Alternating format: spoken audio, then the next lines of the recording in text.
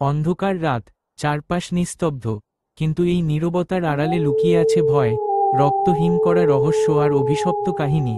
স্বাগতম আপনাকে horror zone চ্যানেলে। এখানে আপনি শুনবেন এমন সব ভৌতিক গল্প যা আপনাকে শিহরিত করবে, নিদ্রাহীন রাত উপহার দেবে, আর বাস্তব আর অবাস্তবের সীমারেখা মুছে দেবে।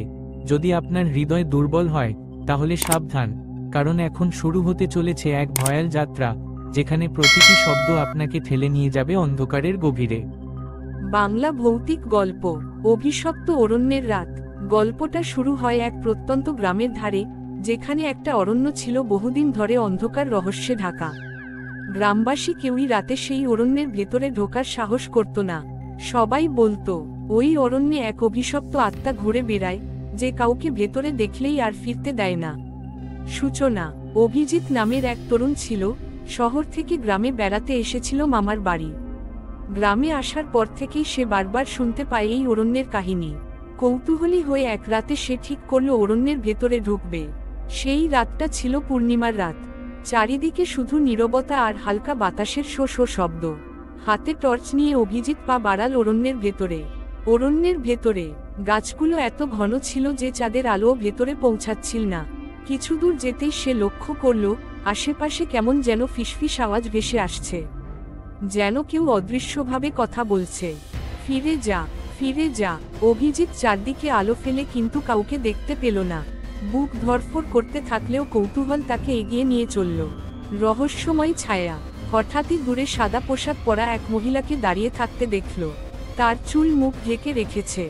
অভিজিৎ চিৎকার করে বলল, কে আপনি? এখানে একা দাঁড়িয়ে আছেন কেন? মহিলা কোনো উত্তর দিল না। ধীরে ধীরে তার দিকে এগোতে থাকল।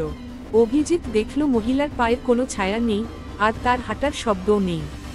বুকের ভেতর কাঁপন উঠল। সে বুঝতে পারল এ কোনো মানুষ নয়, অভিশপ্ত আত্মা। মহিলা হঠাৎ ভেসে এসে তার সামনে দাঁড়ালো।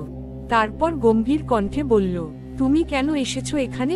জানো না এই অরণ্য অভিশপ্ত?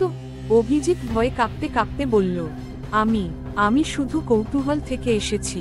মহিলা তার দিকে তাকালো। তার চোখ রক্তের মতো লাল। সে বলল, যে একবার এই অরণ্যে আসে সে আর জীবিত ফেরে না। আমিও একসময় মানুষ ছিলাম। আমায় বিশ্বাসঘাতকতা করে হত্যা করা হয়েছিল এই অরণ্যে। সেই থেকে আমি এখানে বন্দী। আতঙ্কের রাত। এমন কথা শুনে অভিজিৎ পালাতে চাইল, কিন্তু যত দৌড়ায় তত অরণ্যের পথ ঘুরপাক খেতে থাকে। গাছপালা যেন দেয়াল হয়ে দাঁড়িয়ে যায়।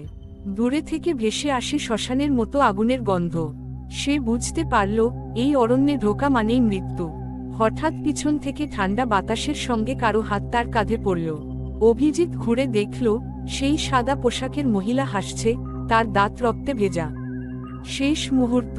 অভিজিৎ ভয়ে অজ্ঞান হয়ে পড়ে যায়। গ্রামের লোকেরা পরদিন সকালে অরণ্যের ধারে তার ব্যাগ আর টর্চ খুঁজে পেল, কিন্তু অভিজিৎকে আর কখনো খুঁজে পাওয়া গেল না। সেদিনের পর থেকে গ্রামে সবাই বলে, অভিজিৎও সেই অভিশপ্ত আত্মার সাথে মিশে গেছে।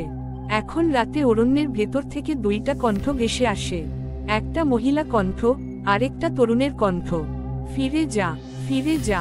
আপনি এখনই শুনলেন হরর জোনের ভৌতিক কাহিনী। যদি গল্পটি আপনার ভালো লেগে থাকে তবে লাইক, শেয়ার আর সাবস্ক্রাইব করতে ভুলবেন না, কারণ রাত নামলেই অন্ধকারে আবার ফিরে আসবে ভয়ের ছায়া। পরের গল্পে আবার দেখা হবে, হয়তো আপনার পাশেই কেউ দাঁড়িয়ে থাকবে।